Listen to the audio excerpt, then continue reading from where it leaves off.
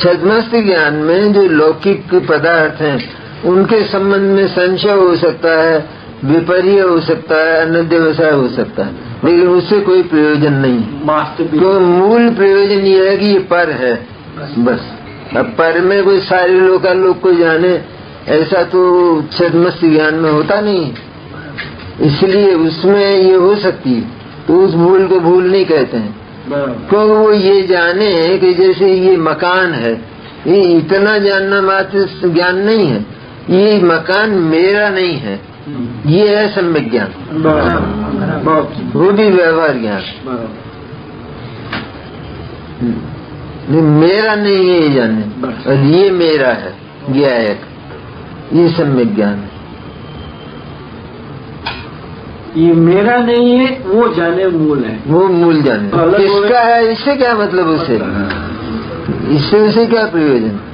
वो अगर गलत भी जानता है कि मेरा नहीं है लेकिन उनका है, तो वो जो स्वामी है उसका नाम नहीं बताते, किसी दूसरे का बता देता, और वो मकान बिक चुका है इसलिए उसका स्वामी दूसरा हो चुका है, लेकिन फिर भी वो पहले स्वामी का नाम बताता है।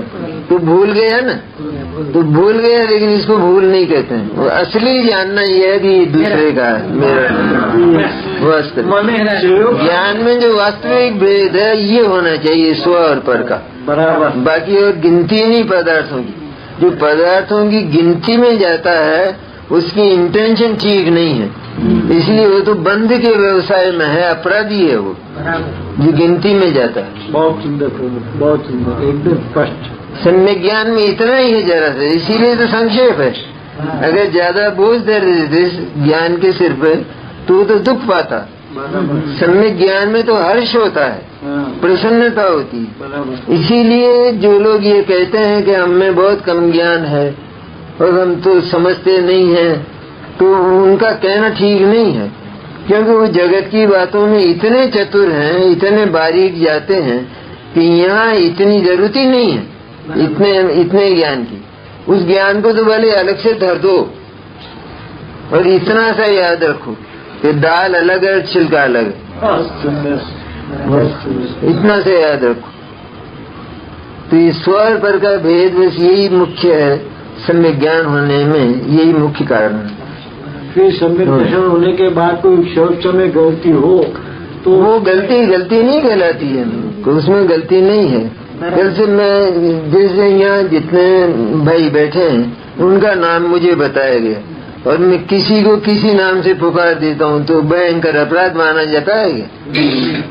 नहीं साहब, कोई बात नहीं, भूल हो जाती है। तो इतना है कि हैं पराए दूसरे, मेरे नहीं। इसलिए वो भूल तो होगी,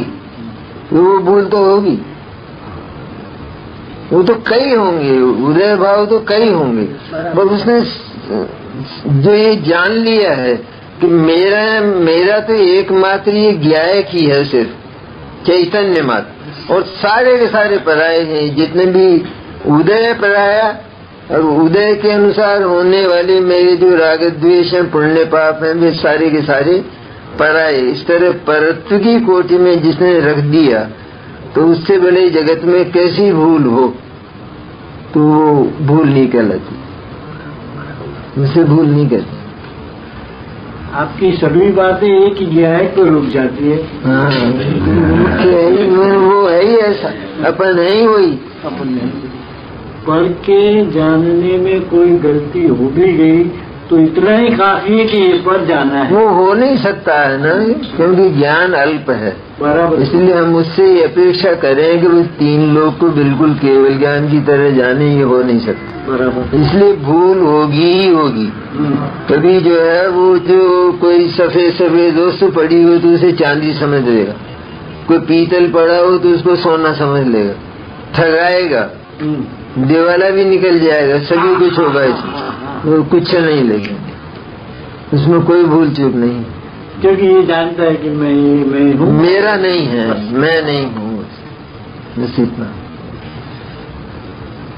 इस स्वपर का विभाग ये जबरदस्त है बस, और इसमें कहाँ मेहनत है।